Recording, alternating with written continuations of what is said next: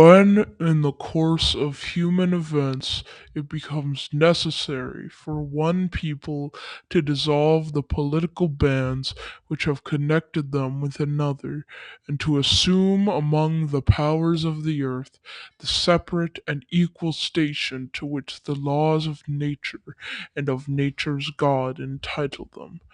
A decent respect to the opinions of mankind requires that they should declare the causes which impel them to the separation. We hold these truths to be self evident, that all men are created equal, that they are endowed by their Creator with certain unalienable rights, that among these are life, liberty, and the pursuit of happiness, that to secure these rights, governments are instituted among men, deriving their just powers from the consent of the governed, that whenever any form of government becomes destructive of these ends, it is the right of the people to alter or abolish it, to institute a new government, laying its foundation on such principles, and organizing its powers in such form as to them shall seem most likely to affect their safety and happiness. Prudence, indeed, will dictate that governments long established should not be changed for light and transient causes, and accordingly all experience hath shown that mankind are more disposed to suffer, while evils are sufferable, than to right themselves by abolishing the forms to which they are accustomed. But when a long train of abuses and usurpations, pursuing invariably the same object, evinces a design to reduce them under absolute despotism,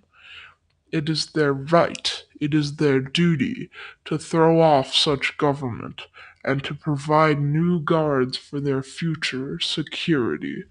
Such has been the patient sufferance of these colonies.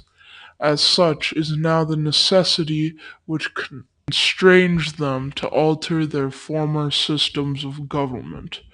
The history of the present King of Great Britain is a history of repeated injuries and usurpations, all having in direct object the establishment of an absolute tyranny over these states. To prove this, let facts be submitted to a candid world. He has refused his assent to laws, the most wholesome and necessary for the public good. He has forbidden his governors to pass laws of immediate and pressing importance, unless suspended in their operation till his assent should be obtained,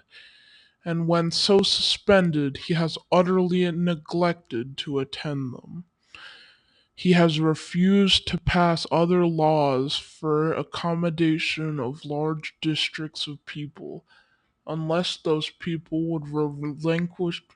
the right of representation in the legislature, a right inestimable to them, and formidable to tyrants only. He has called together legislative bodies at places unusual, uncomfortable, and distant from the depository of their public records,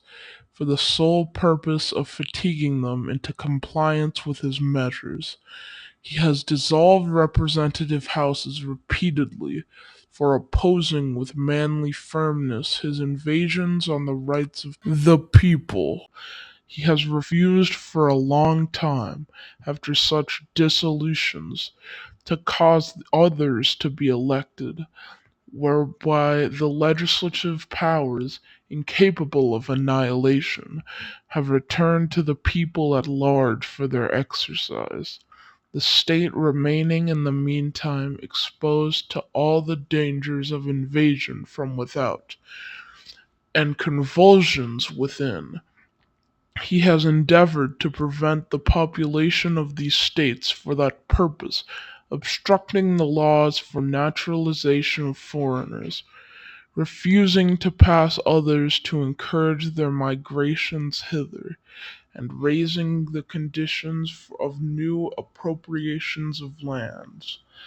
He has obstructed the administration of justice by refusing his assent to laws for establishing judiciary powers.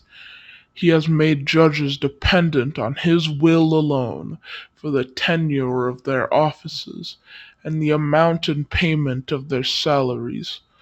He has erected a multitude of new offices and sent hither swarms of officers to harass our people and eat out their substance. He has kept among us in times of peace standing armies without the consent of our legislatures.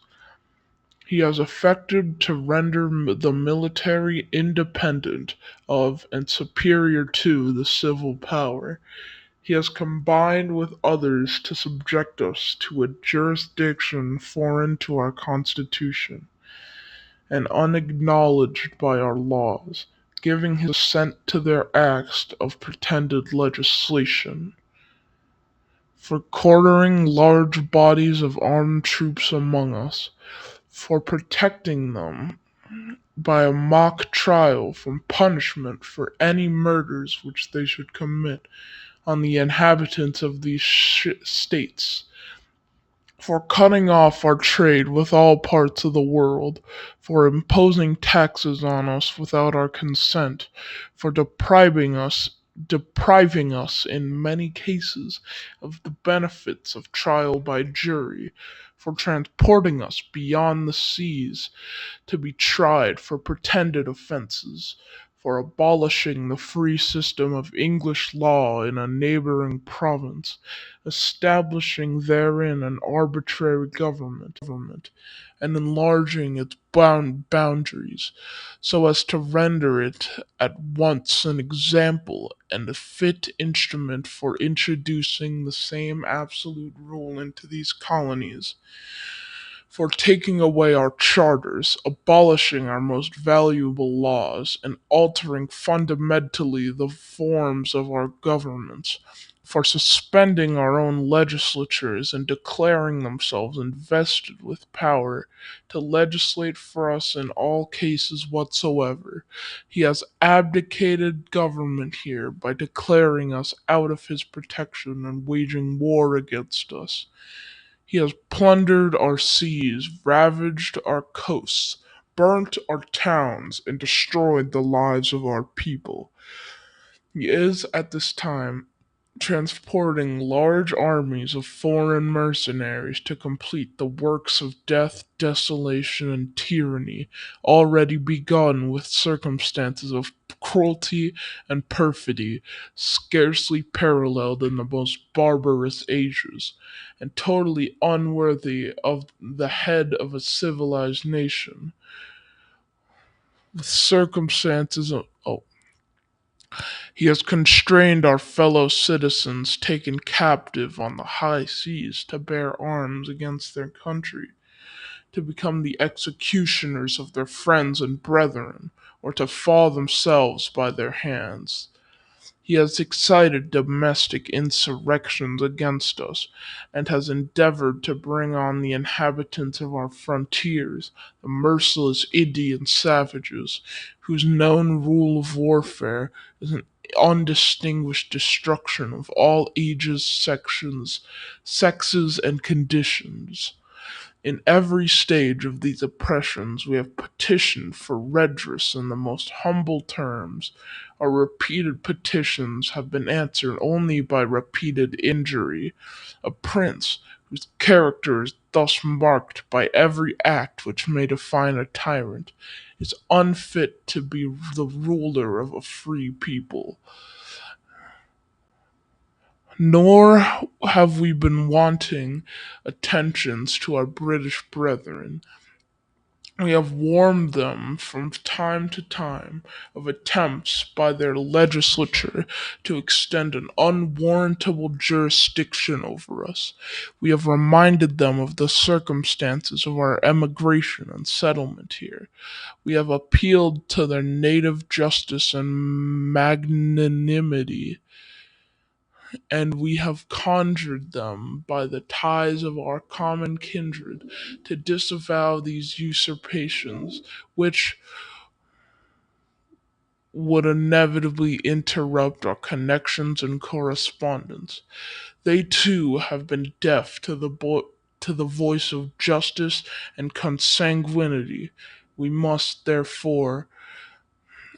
acquiesce in the necessity which denounces our separation, and hold them as we hold the rest of mankind, enemies in war, in peace, friends. We therefore, the representatives of the United States of America, in General Congress assembled, appealing to the Supreme Judge of the world for the rectitude of our intentions, do, in the name and by authority of the good people of these colonies, solemnly publish and declare that these United States colonies and of right ought to be free and independent states, that they are absolved from all allegiance to the British Crown, and that all political connections between them and the state of Great Britain is and ought to be totally dissolved, and that as free and independent states they have full power to levy war, conclude peace, contract alliances, establish commerce, and do all other acts and things which independent states may of right do. And for the support of this declaration, with a firm reliance on the protection of divine providence, we mutually pledge each other our lives, our fortunes, and our sacred honor.